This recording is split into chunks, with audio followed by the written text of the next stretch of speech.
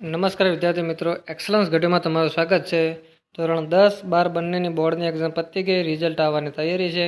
ત્યારે ઘણા વિદ્યાર્થીઓના મનમાં ડાઉટ હોય છે કે ભાઈ પેપર સારું નથી ગયું, ફેલ કરશો તો ગ્રીસિંગ માર્ક્સ આપશે કે નહીં આપે। તો આપણે એના પ્રૂફ લઈને 2024ના કેટલાક રિઝલ્ટ મેં તમારી સામે મૂક્યા છે કે જેમને કેટલા માર્ક્સ વધારે ખૂટતા હતા છતાં પણ એમને ગ્રીસ આપી અને ઉમેરી આપ્યા છે। તો તમને 5 થી 6 માર્ક્સ પણ ખૂટતા હશે તો પણ તમને મળી જશે। તો આ વિડીયો તમે પહેલાં તો અંત સુધી આખો પૂરો જોશો તો તમને પૂરી માહિતી મળશે। અડધીથી વિડીયો છોડ્યો તો પૂરી માહિતી મળે નહીં।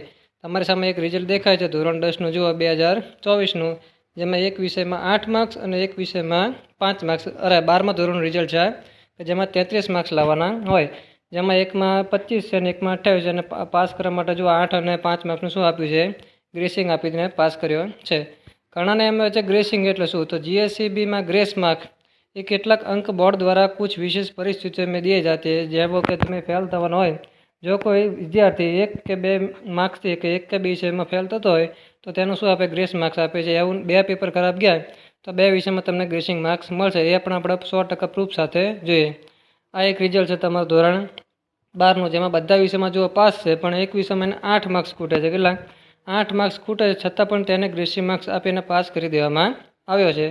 હવે ग्रेसिंग मार्क्स है जो तो ग्रेस मार्क्स का उद्देश्य ये है कि मुख्य तरह सुनिश्चित करना है कि छात्रों को मामूली अंक की कमी करे, એટલે કે ઓછામાં ઓછા માર્ક્સ એમને फेल થતો હોય तो એમને पास કરી દેવાના। કેટલા માર્क्स સુધી, तो 1 से 5 अंकों से फेल हो रहा हो, यदि अंकों को किसी कमी के कारण श्रेणी प्रभावित हो रही, એટલે કે એના 5 માર્ક્સ સુધી પણ જો નાપાસ થઈ જતો હોય તો પણ વિદ્યાર્થીને 5 માર્ક્સ આ તો ખાલી લખે છે 5 એવા પણ આમાં હું તમને રિઝલ્ટ બતાવું છું જેમાં 9 થી 10 માર્ક્સનું પણ ગ્રેસિંગ 2024માં મળેલું છે, તો 2025માં પણ તમને મળી જશે।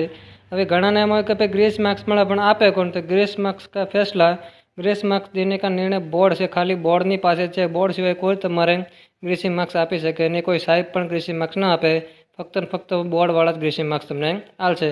હવે ઘણાને એવો પણ સવાલ છે કે ભાઈ રિપીટર વિદ્યાર્થી છે, ફરીથી એક્ઝામ આપી છે તો એમને ગ્રેસિંગ માર્ક્સ મળે। જો બધા વિષયમાં ફેલ હતો, એક જ વિષયની એક્ઝામ આપવા ગયો, સાયન્સ વિજ્ઞાનનું પેપર આપ્યું, 24 જ માર્ક્સ આવ્યા, હવે પાસ થવાનું હતું તો એને 9 માર્ક્સ શું કરે, ગ્રેસિંગ માર્ક્સ કરી અને એને પાસ કરી દેવામાં આવે છે। આ છે એક રિપીટરનું રિઝલ્ટ। ત્યાર પછી જો કે ઘણા વિદ્યાર્થીઓનામાં હોય કે 8 નંબર से फेल હોય, કેટલા માર્ક્સ ખૂટે છે, 8 માર્ક્સ। તો એને 8 માર્ક્સનું ગ્રેસિંગ માર્ક્સ મળી શકે। અને ઘણા એવા હોય છે કે 2 વિષયમાં ફેલ હોય અને બંનેમાં 4 માર્ક્સ ખૂટતા હોય તો એમને પણ માર્ક્સ મળે। આ ખાલી લખાણ પૂરતું લખ્યું નથી। સામે તમને હમણાં એક રિઝલ્ટ બતાવું કે જેમાં એક વિષયના કેટલા માર્ક્સ ઉમેર્યા છે, 8 માર્ક્સ એને ઉમેરેલા છે। જો આ 12મા ધોરણનું રિઝલ્ટ છે।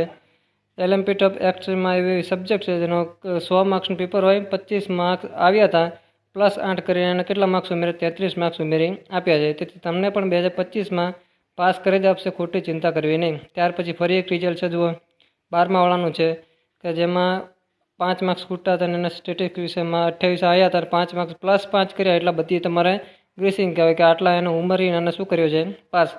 ત્યાર પછી ફરી એક રિઝલ્ટ છે જેમાં 7 માર્ક્સ ઉમેરેલા છે।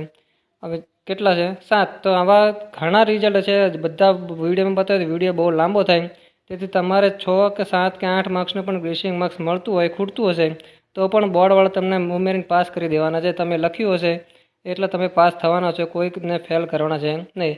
તેથી આ વિડીયો દરેક તમારા ધોરણ 10 અને 12ના વિદ્યાર્થીઓ સાથે શેર કરી દો કે જેમને પણ ખબર પડે કે ગ્રેસિંગ માર્ક્સ આટલા પણ વધારે માર્ક્સનું મળી શકે છે। 2 વિષયમાં ખૂટતું હશે તો પણ મળી જશે, એકમાં ખૂટતું હશે ને એકમાં 8 માર્ક્સ પણ ખૂટતા હશે તો પણ તમને ગ્રેસિંગ માર્ક્સ મળી જશે। તેથી આ વિડીયો બને ત્યાં સુધી તમારા મિત્રો સુધી શેર કરો। નવા હોય તો ચેનલને લાઇક કરો, શેર કરો અને સબસ્ક્રાઈબ કરો। Thank you.